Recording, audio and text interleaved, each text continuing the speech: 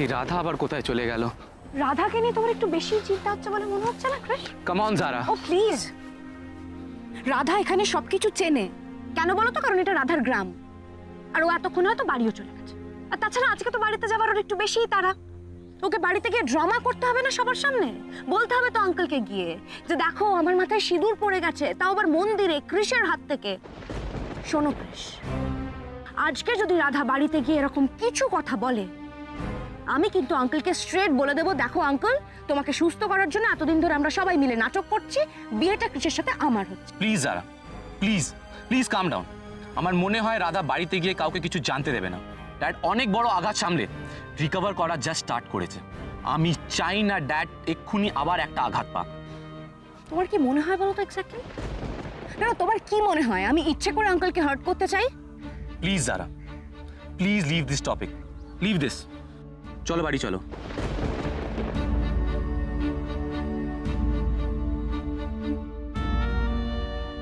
মন্দিরের এই ঘটনাটা রাধা কাউকে বলুক বা না বলুক, আমাকে এক্ষুনি গিয়ে আন্টিকে সবটা বলতে হবে আর নাটকটা শেষ করতে হবে।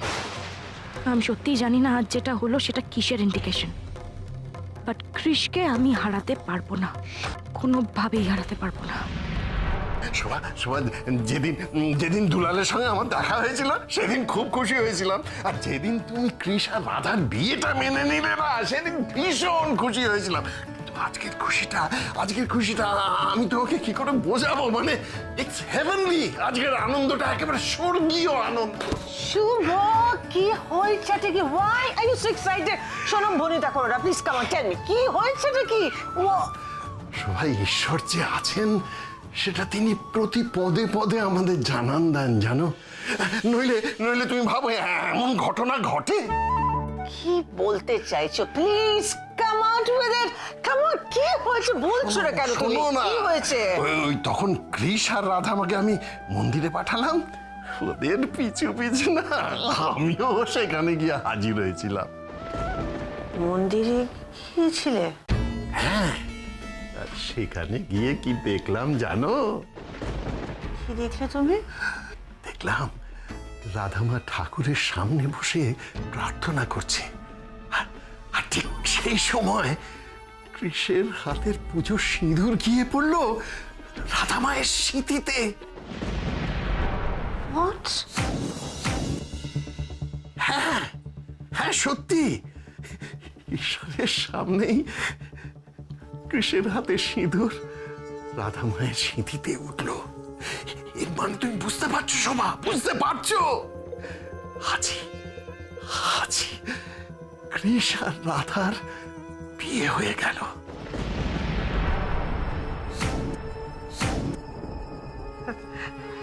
Absolutely absurd.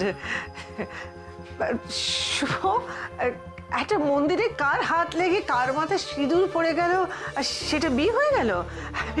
তুমি কবে থেকে সব বিশ্বাস করতে শুরু করলে? হ্যাঁ, আই ডোন্ট বিলিভ দিস। শোভা, বিশ্বাস করবো না শোভা? হ্যাঁ, বিশ্বাস করবো না? এইসব ছোটখাটো ঘটনার মধ্যে দিয়েই তো ঈশ্বর তার ইচ্ছে, তার উপস্থিতি আমাদের জানান দেন। হ্যাঁ শোভা, দেখো, ঈশ্বরের ইচ্ছে হচ্ছে কৃষের সঙ্গেই রাধার বিয়ে হোক, আর তাই তো উনি ওনার ইচ্ছে অনুযায়ী ওনার নিজের জায়গা, নিজের স্থানে উনি ওদের বিয়েটা করিয়ে দিলেন। ও শোভা, শোভা, আমার আর তো খুব বেশি কিছু দায়িত্ব বাকি রইল না। আমি এবার কলকাতায় গিয়ে বেশ লোকজন ডেকে জাঁকজমক করে উৎসবটা উদযাপন করার একটা ব্যবস্থা করব। ও শোভা, আমি তোমায় কি করে বোঝাবো যে আমি আজ আমার মধ্যে একদম আনন্দের ঝড় উঠছে, বুঝলে শোভা? তুমি বুঝতে পারছো শোভা? একটা এই ছোটখাটো মানে একটা মোস্ট ইনসিগনিফিকেন্ট একটা ঘটনাকে নিয়ে তুমি এত এক্সাইটেড কেন? Why? I don't understand. Like, insignificant? yeah. Shobha, do you call this insignificant? এর থেকে বেশি সিগনিফিকেন্ট আর কিচ্ছু হতে পারে না। এই যে এতগুলো বছর বিদেশে থাকাকালীন দুলালের সঙ্গে আমার সমস্ত যোগাযোগ ছিন্ন হওয়া, তারপর তারপর দেশে ফিরে এসে দুলালের সঙ্গে দেখা হওয়ার এই যে সংকট, আর আর কৃষ আর রাধার বিয়ে নিয়ে তোমার এই প্রবল বিরোধ, সবকিছু চাপিয়েও আজ আজ যে কৃষ আর রাধামার বিয়ে হচ্ছে, এটাই তো ঈশ্বরের চাওয়া শোভা, সব দিক থেকে কাঙ্ক্ষিত। ওই যে উনি রাধা মায়ের কাঁধে কৃষ্ণের বাঁশি এঁকে দিয়ে পাঠিয়েছেন, সেটা কি সিগনিফিকেন্ট নয়? This is the most significant thing. এটা আছে, এর অনেক মূল্য আছে শোভা, আর সেটাই আজ ভোলা মহেশ্বর চোখে আঙুল দিয়ে আমাকে দেখিয়ে দিলেন। শোভা শোন না, এখন আমার প্রথম কাজ হচ্ছে কলকাতায় ফিরেই ঠাকুর মশাইকে ডেকে পাঠিয়ে ওদের বিয়ে। না বাবু, কলকাতা ফিরতে কবে হবে না হবে অত দেরি করতে পারবো না।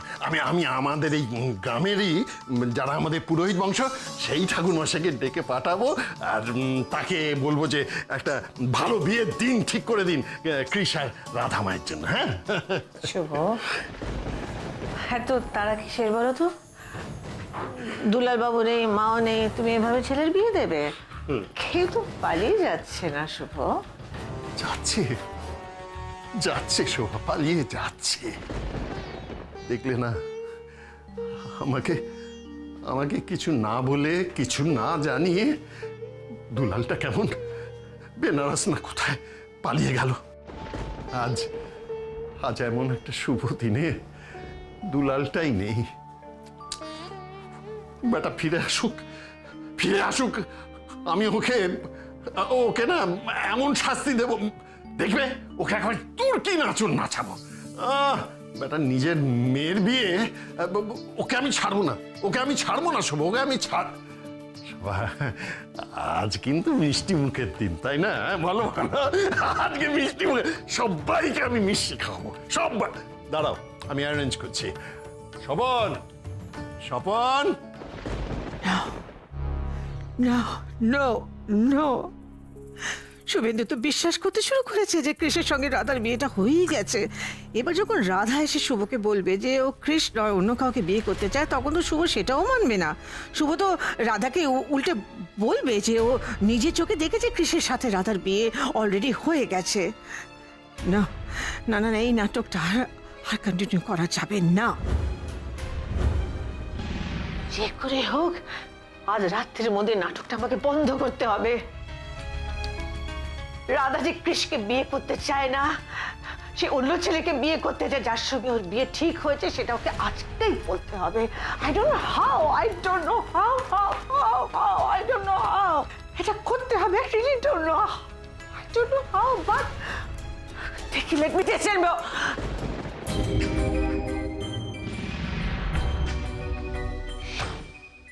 কি ব্যাপার তোমার? আমরা যে কাজের জন্য এখানে এসেছি সেটা তো বিন্দু মাত্র এগোয়নি, এক ফোঁটা এগোয়নি। তুমি কি মনে করছো আমরা সত্যি এখানে পিকনিক করতে এসেছি? রাইট? হ্যাঁ, মাংস রান্না করে তুমি সারা ফ্যামিলির মাথার উপর তুমি নাচছো, তুমি গ্রামে গঞ্জে ঘুরে বেড়াচ্ছ, বাজারে, পুকুরে, তাট, মন্দির। শোনো, আমি কিন্তু আর তোমার বাবার জন্য ওয়েট করতে চাই না। এই নাটকটা এখনই বন্ধ হবে। তুমি আজকেই তুমি শুভকে গিয়ে বলবে তুমি কৃষ্ণকে বিয়ে করতে চাও না, তুমি সেই ছেলেকে বিয়ে করবে যার সঙ্গে তোমার মা বাবা তোমার বিয়েটা ঠিক করে দিয়েছেন। Is that clear to you?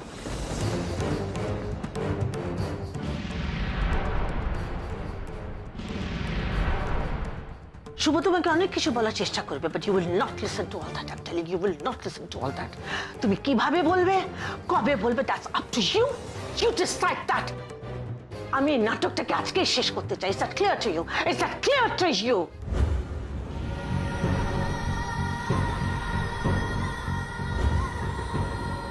ওমা, দিদি বলে কি আজই নাটক শেষ করে দিলে তো কাল সকালবেলায় আমাদের বাক্স প্যাঁটরা গুছিয়ে কাটোয়া ফিরে যেতে হবে।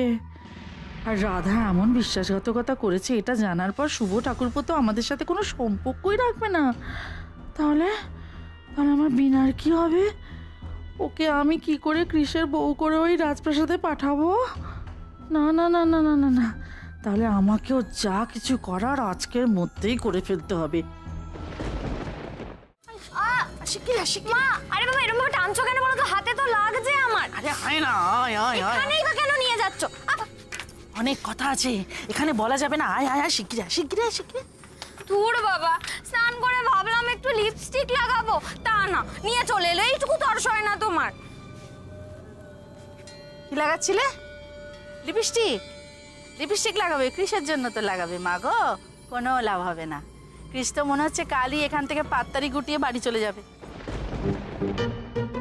কিন্তু মা, শুভ কাকু যে বললো বাবা আসা অবধি এখানেই থাকবে। সে তো তোমাদের শুভ কাকু বলেছে মা গো, কিন্তু তোমাদের অশুভ কাকিমা তিনি কি বললেন? আমি এক্ষুনি নিজের কানে শুনে এলাম। রাধাকে ডেকে না খুব চমকাচ্ছে, বলছে ওই শুভদাকে ভালো করার জন্য রাধা যা যা নাটক করছে সেগুলো যেন আজই শেষ করে দেয়। শুভদাকে গিয়ে যেন বলে দেয় যে ও বিয়ে করবে কৃষকে নয়, অন্য ছেলেকে। আর তোমার দিদি তো ঘর জ্বালানি পর ভোলানি, সে তো আজই গিয়ে শুভদাকে হরহর করে সব বলে দেবে। আর শুভদা এইসব কথা শোনার পর আর এক দণ্ড এখানে থাকতে চাইবে বলে তোর মনে হয়? তাহলে তাহলে কি হবে মা? এই মুটকিটা তো আমাকে কৃষের কাছে ঘেঁষতেই দিচ্ছে না। এই শোন, সারাক্ষণ এক প্যাঁচাল পারবি না তো? ঢুকতে দিচ্ছে না আবার কি? তুই ধুমসিটাকে ধাক্কা মেরে ঘরে ঢুকে যেতে পারছিস না? ঘরে? হ্যাঁ ঘরে। তুই আজ রাতে ঘাপটি মেরে কৃষের ঘরে লুকিয়ে বসে থাকবে। যেই কৃষ ঘুমিয়ে পড়বে তুমি ওর পাশে বিছানায় গিয়ে শুয়ে পড়বে। হয়ে গেল? একসাথে এক ঘরে একটা রাত যদি কাটিয়ে ফেলতে পারিস তাহলেই কেল্লা ফতে। আমি তো সকালবেলা উঠে ও মা গো, ও বাবা গো, আমার মেয়েকে সর্বনাশ হলো গো বলে এমন চেঁচাবো, এমন একটা করবো তুমি কল্পনাও করতে পারবি না। আর গাঁগঞ্জের ব্যাপার তো যদি জানাজানি হয়ে যায় ছেলে আর মেয়ে একসাথে এক ঘরে রাত কাটিয়েছে, তাহলে ওই ভয়ে শুভদা আর এই ছোট চুলের বউঠান অবশ্যই তোদের বিয়েটা দিয়ে দেবে। আরে তেমন দরকার হলে না হয় আমাকে হয়তো কৃষি ডেকে পাঠিয়েছিল, এইসব কথা বলে দিব। যা বলার বলে দিবি, তখন যা বলার বলে দিবি। মোট কথা, যা কিছু করার আজ রাতের মধ্যেই তোমায় করতে হবে। যদি করতে পারো তোমার কপাল খুলে গেল।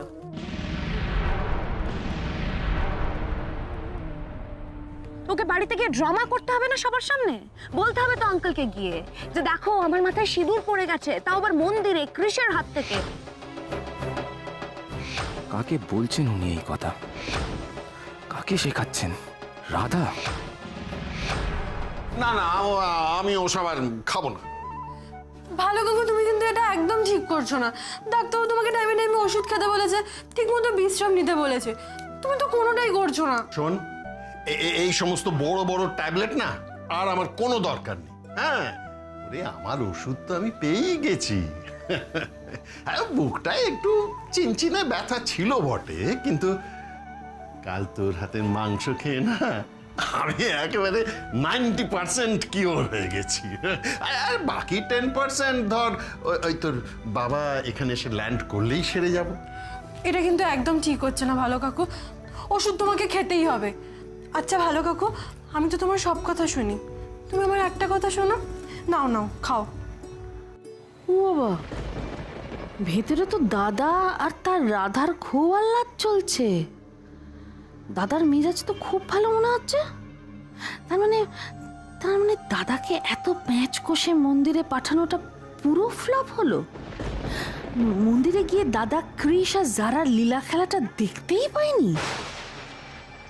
দেখলে তো এতক্ষণে নিশ্চয়ই বাড়ি মাথায় করে ফেলতো। আজকেও নাটকের পর্দা ফাঁস করতে পারলাম না আমি। কিন্তু আমার এই প্ল্যানটা জলে গেলেও জারাকে আমি কোনো মতেই কৃষের বউ হতে দেব না। কৃষের বিয়ে আমি ওই হাওয়া গোবা রাধার সঙ্গে দিয়ে ছাড়বো, ব্যাস।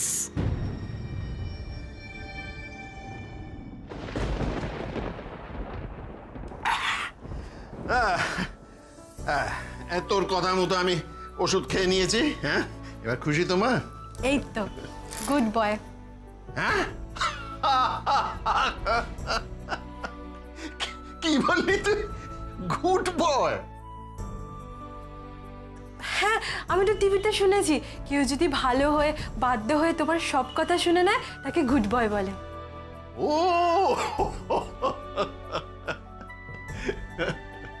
আরে মা, আর ওই যে বয়টা, ওই যে যার সাথে তোর বিয়ে ঠিক হয়েছে, তাকে কিরম বুঝছিস বলতো? হ্যাঁ, সে কতটা গুড কিছু বুঝতে পারছিস? সে লক্ষ্মী ছেলের মতো তোর সব কথা শুনছে তো? হ্যাঁ, তোর বাধ্য তো। আজকে তুমি শুভকে গিয়ে বলবে তুমি কৃষ্ণকে বিয়ে করতে চাও না। আমি যাই, আমার অনেক কাজ পড়ে আছে ভালো কাকু। দাঁড়া দাঁড়া, কৃষের কথা বলতেই লজ্জা পেয়ে পালাচ্ছিস তো? হ্যাঁ, রে মেয়েরা বড় হলে তো বাবারা তার বন্ধু হয়ে যায়। হ্যাঁ, আমিও তো তোর বন্ধুর মতো মা। হ্যাঁ, মন খুলে আমার কাছে সব কথা বল না।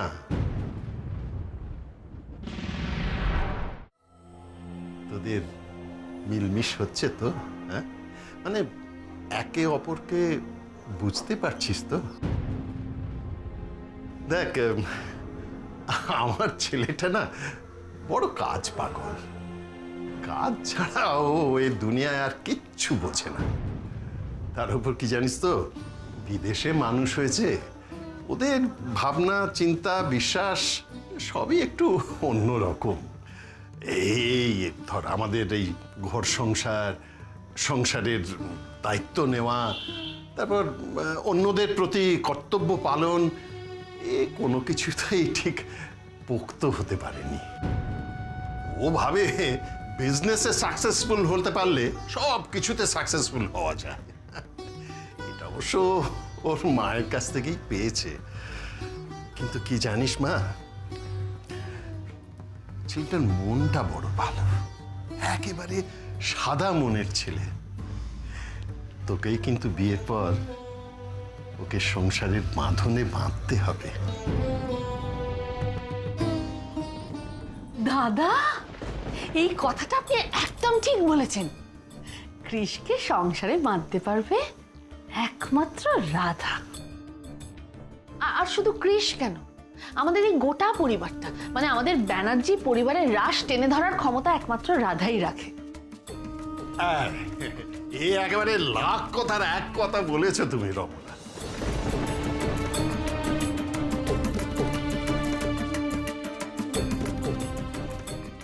দাদা, ওষুধ? ওমা, দেখো কাণ্ড, ও বুঝি আপনাকে ওষুধ খাওয়াতে এসেছিল। দেখেছেন দাদা, কি খেয়াল রাখে আপনার। সত্যি দাদা, ও কিন্তু আপনার সাক্ষাৎ মা। মাই তো বটে, না হলে কি আমি ওকে রাধা মা বলে ডাকি? সত্যি দাদা, দুলালদা খুব যত্ন করে শিক্ষা দিয়ে এই মেয়েকে বড় করেছে। দাদা দাদা, আপনি আর দেরি করবেন না তো, সামনে অনেকগুলো বিয়ের ডেট আছে, ওই একটা দিন দেখে এদের বিয়েটা দিয়ে দিন।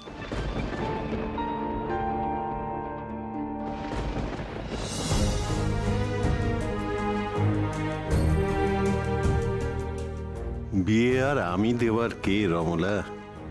বিয়ে যার দেওয়ার তিনি তো সেটা দিয়েই দিয়েছেন। হ্যাঁ হ্যাঁ রমলা, আমি ঠিক করে ফেলেছি বুঝলে। দুলাল এলেই ওর সাথে কথা বলে আমি একেবারে বিয়ের দিনটা ঠিক করে ফেলবো, আর এই দুটির চার হাত এক করে দেবো।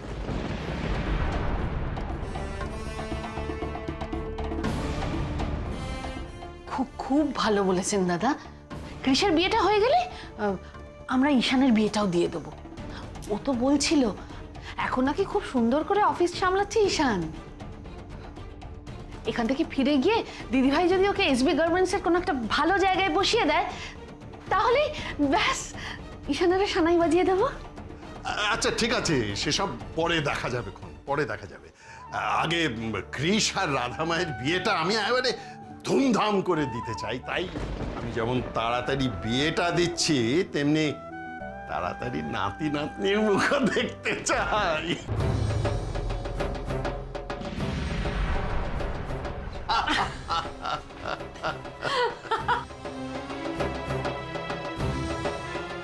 দাদা, মাঝে মাঝে আপনি এমন একটা কথা বলেন না, দেখুন তো মেয়েটা লজ্জায় পালিয়েই গেল।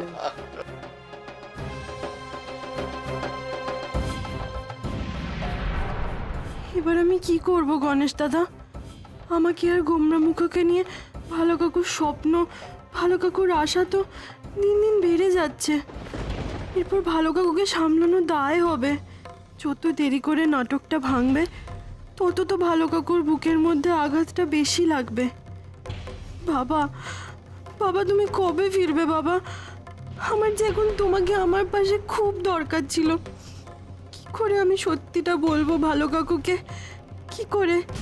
গোমরা মুখো, হ্যাঁ, আমি আজ রাতে সবাই ঘুমিয়ে পড়লে গোমরা মুখোর সঙ্গে কথা বলবো। পারলে একমাত্র ওই পারবে আমাকে এই সংকট থেকে বাঁচাতে।